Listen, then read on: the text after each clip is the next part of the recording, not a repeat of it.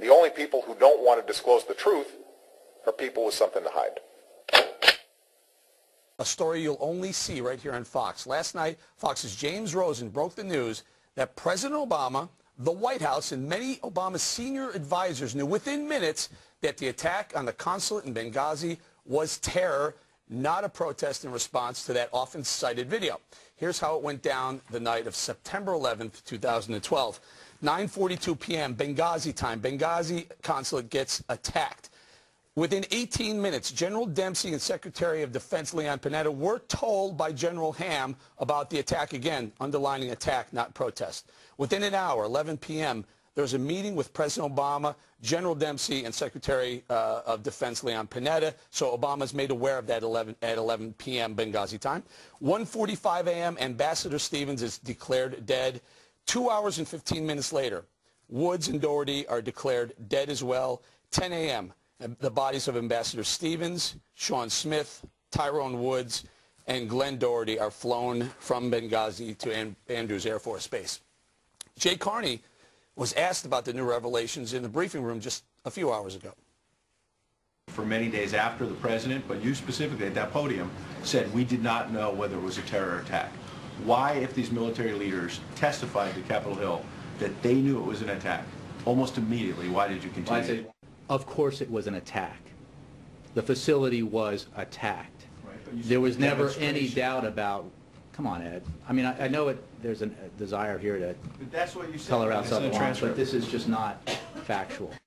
Coloring outside the lines. Listen to a few in the Obama administration coloring way outside the lines, given what we now know from General Ham's damning testimony. Listen. Let's be clear.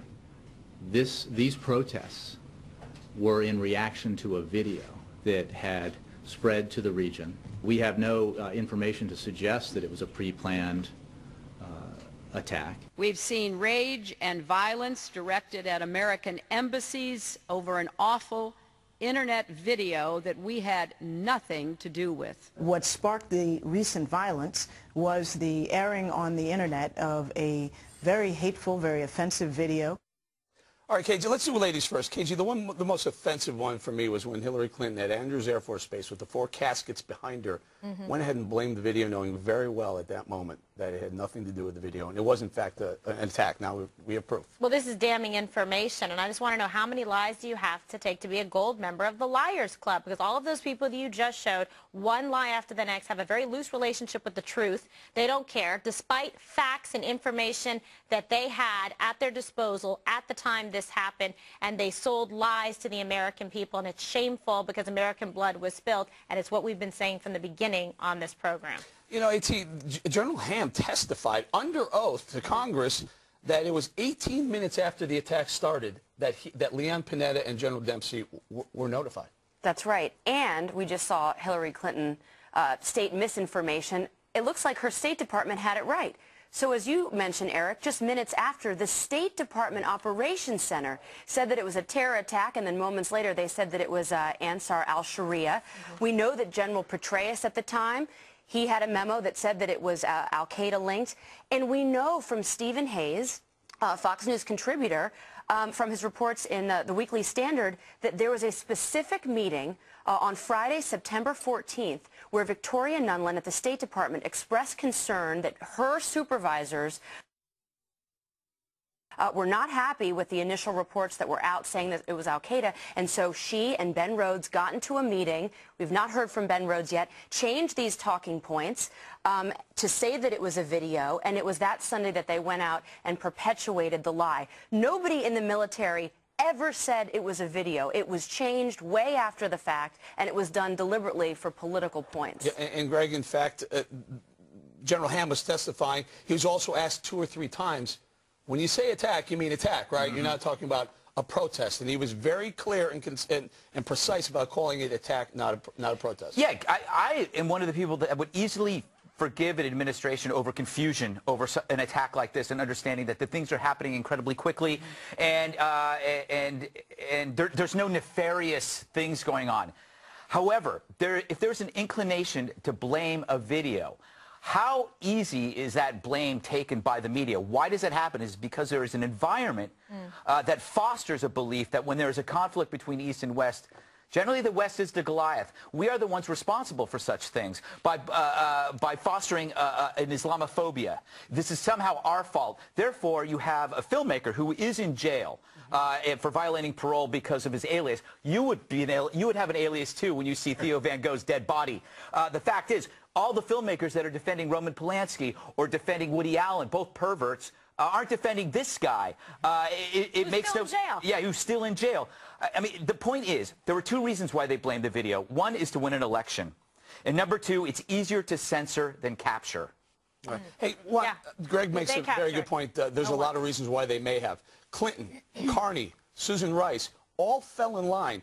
Did they fall in line out of, I don't know, a feeling that they needed to, or did they fall in line because they were told to? I wonder about that around this table. I mean, it seems to me everybody here is falling in line like, oh, my God, the sky is falling, conspiracy theory, and let's all buy into this grand conspiracy theory. Let's get back to the facts, Eric. The facts are that right now Carter Ham said he was never told to withdraw. All he did was he said, you know what, guys, this looks like an attack. It looks like it was something that was planned. There was some foresight here. He didn't say that it was attached to Al-Qaeda. He didn't say any of that.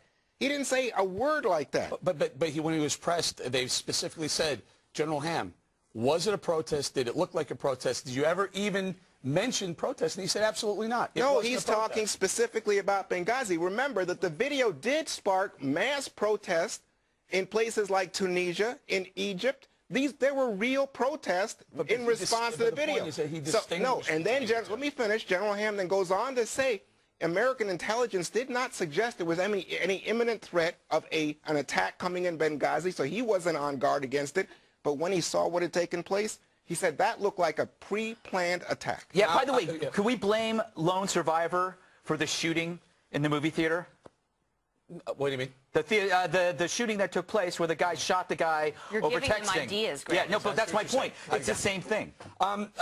So, because there's no nexus between the two, but we can arbitrarily pick it. Yeah. Okay. Well, arbitrary is a good word here because I think there's a lot of arbitrary picking going on. So, one of the other things that did come out of General Ham's testimony is that the consulate was grossly underprepared for any sort of attack. Who do we pin that one on?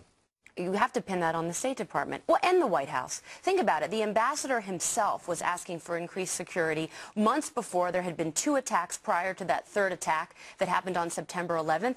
I would think that considered U.S. soil, this is what our embassies are and our consulates, that President Obama would have had to know that 2 weeks prior a hole was blown so large into the wall that 40 men could walk through, that President Obama was alerted to that. Why the British embassy closed and ours stayed open and they didn't give increased security when the ambassador was asking for it himself is absolutely shameful. Clinton was friends with him, or at least claimed to be friends with Ambassador Stevens. And by the way, there were over 30 CIA agents on the ground that night. They knew exactly what was going on. To say it was spontaneous, think about this. The ambassador went from Tripoli to the consulate back in Benghazi to a safe house. Do you think anybody doing something spontaneously would have that kind of intelligence? That's the problem. There's so much more to this, and they knew it at the time, and now some of the facts and truth are coming out, and hopefully other people can have courage to tell what happened. You make a very good point. James Rosen is going to break some more details tonight at 6 o'clock on Special Report, and he's going to focus in on what the White House knew. So all this they didn't know, or what they understood was accurate. We have to be careful because there's a lot more coming out in about 50 minutes. Well, I'm all for it. Bring it all. I mean, I say lay it all on the table. Look, there have been extensive hearings. Hillary Clinton, I know she's your demon of the moment, but I mean, Hillary Clinton has testified about this in front of hard-nosed Republicans. What difference does it make? No. Hey, but they asked her hard questions, and she testified. Let me just say, Representative Roby, a Republican on the House Armed Services Committee, she said, look, no one was held back. Nothing happened here that you would say, oh, scandal. No, that was a different topic, Juan. No, that was when she was asked, were there assets available to help them afterwards? Remember, one conspiracy theory was, the military was held back. They weren't allowed to go. Let's be fair. This topic was whether or not the White House knew it was an attack or not in advance. They That's knew. Separate from whether... Attack is not conspiracy by Al-Qaeda, who attacked us on 9/11. Well, we don't know.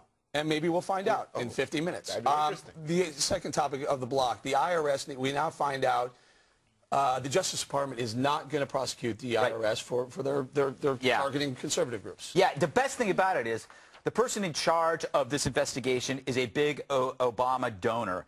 Apparently, Michelle was busy, and they couldn't track down Oprah. Clooney was doing a film. Bo the dog, they couldn't find him. Perhaps he was eaten. The IRS case is the equivalent of a corrupt cop blocking a crime scene and saying, nothing to see here. The White House makes the mob look like the Teletubbies. The Obama administration will go down as the anything goes administration, mainly because the media lets them get away with everything. They're as submissive as a blind hooker. Wow. Bring it around. I would say this is the political equivalent of defining deviancy down, right? The Justice Department has gone after whether or not Roger Clemens took steroids, and they won't go after this.